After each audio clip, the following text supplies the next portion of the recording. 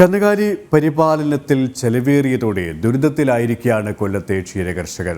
പച്ചപ്പുല്ല് ലഭ്യമല്ലാത്തതും ഉയർന്ന തീറ്റവിലയും പാലിന്റെ വില കുറയുന്നതുമാണ് കർഷകരെ വലയ്ക്കുന്നത്. കൊല്ലം ജില്ലയിൽ ക്ഷീരമേഖലയെ ആശ്രയിച്ച് ഉപജീവനം നടത്തുന്ന നിരവധി കർഷകരാണുള്ളത്. കോവിഡ് കാലത്ത് വിദേശത്ത് നിന്ന് ജോലി നഷ്ടപ്പെട്ട് നാട്ടിലെത്തിയ ആളുകളും ക്ഷീരമേഖലയിലേക്ക് തിരിഞ്ഞിരുന്നു. ഇവരിൽ പലരും ലോൺ എടുത്താണ് പശുക്കളെ വാങ്ങിയത്. എന്നാൽ പശുപരിപാലനത്തിന് മുൻപ് പ്രതീക്ഷിച്ചതിനേക്കാൾ ചിലവേറി വരുന്നതോടെ പലർക്കും ഈ മേഖലയിൽ പിടിച്ചു നിൽക്കാനാകാത്ത അവസ്ഥയാണ്. ഒപ്പം പാലിന്റെ വില കുറഞ്ഞു നിൽക്കുന്നതും പ്രതിസന്ധിയാകുന്നു. എത്ര പശുക്കളുണ്ട്? എനിക്ക് ഇപ്പോൾ 5 എണ്ണം ഉണ്ട്. എത്ര വർഷമായിട്ട് പേരെന്താണ്? എത്ര വർഷമായിട്ട് ചെയ്യുന്നുണ്ട്? ഞാൻ 40 വർഷം കൊണ്ട് ചെയ്യുന്നു. ഇപ്പോൾ ഈ നേട്ടമില്ല. മുമ്പ് നമ്മൾ ചില്ലറൊക്കെ പാൽ വിറ്റുകൊണ്ടിപ്പോൾ എന്തെങ്കിലും കിട്ടുമായിരുന്നു. അപ്പോൾ കുറേ ആളുടെ ഒരു ഫലവും ഇല്ല.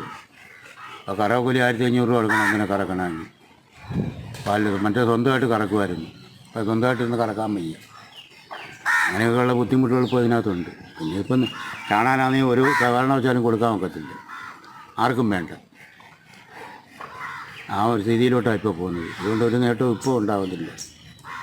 എന്നെ കണ്ട് കഷ്ടപ്പെടുക അതിൻ്റെ കൂടെ കിടന്ന്. നന്നായി തീറ്റ കൊടുത്താൽ മാത്രമേ കൂടുതൽ കൊഴുപ്പുള്ള പാൽ ലഭിക്കുകയുള്ളൂ. ശരാശരി 10 ലിറ്റർ പാൽ കിട്ടുന്ന പശുവിന് 10 കിലോയോളം തീറ്റ നൽകണം. പച്ചപ്പുല്ലിന്റെ ലഭ്യത കുറഞ്ഞതാണ് മറ്റൊരു പ്രശ്നം.